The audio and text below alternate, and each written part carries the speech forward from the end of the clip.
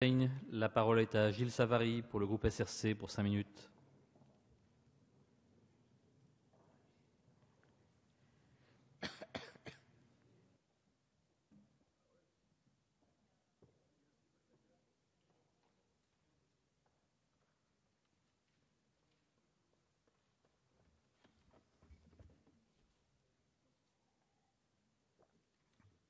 Monsieur le Président, Monsieur le Ministre, je n'ai que 5 minutes, mais je vais essayer d'être le plus compact possible. Notre collègue de Milly a fait beaucoup de références au passé, à des époques glorieuses où soufflaient de très grands vents, le gaullisme, Mitterrand, Giscard d'Estaing, à des époques où l'on pouvait se permettre même d'échouer sur de superbes grands projets comme le plan Calcul, comme par exemple le Concorde. On pouvait y mettre beaucoup d'argent. Mais ces époques sont révolues, justement. Et nous partons d'une situation qui est assez simple. L'état des transports duquel nous partons aujourd'hui, c'est un système ferroviaire sinistré financièrement. Vous le savez, 13 milliards de subventions publiques par an, 33 milliards de dettes qui s'accroît d'1,5 milliard par an, sans que la moindre réponse ait été apportée à cette situation par le précédent gouvernement. C'est 3000 kilomètres, j'y reviendrai, Monsieur Mariton, c'est 3000 kilomètres aujourd'hui du réseau classique qui est ralenti parce qu'il est en obsolescence. C'est l'Île-de-France dont certaines lignes sont transformées en bétaillères, indignes d'une capitale comme Paris.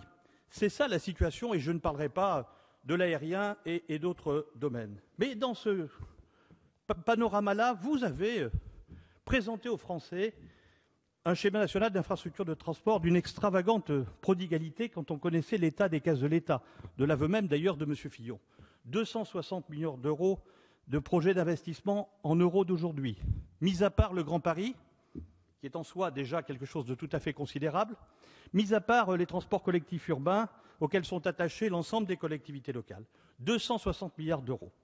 Sur ces 260 milliards d'euros, vous vous êtes bien gardé, au nom sans doute d'un grand souffle visionnaire qui est méprisant de toute considération financière, à la fois de faire une programmation et à la fois de mettre l'argent en face.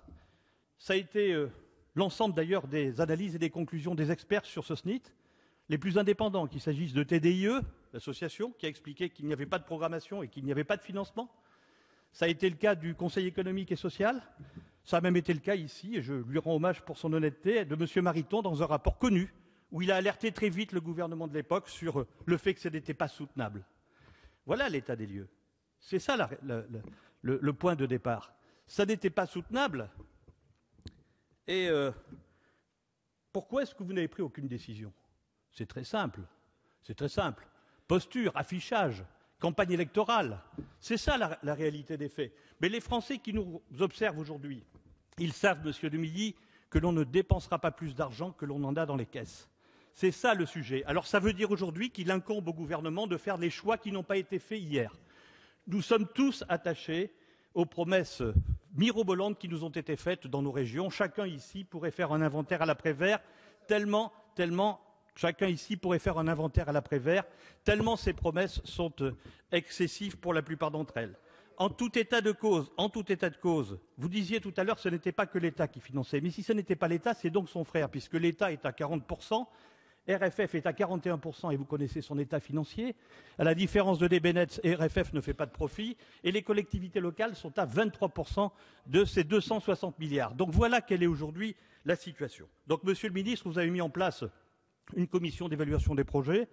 Je loue votre courage parce qu'il faudra un jour l'avoir et ça appellera un autre débat ici. Et je voudrais, puisque l'occasion m'en est donnée, formuler ici un certain nombre de souhaits. Les souhaits en question sont les suivants.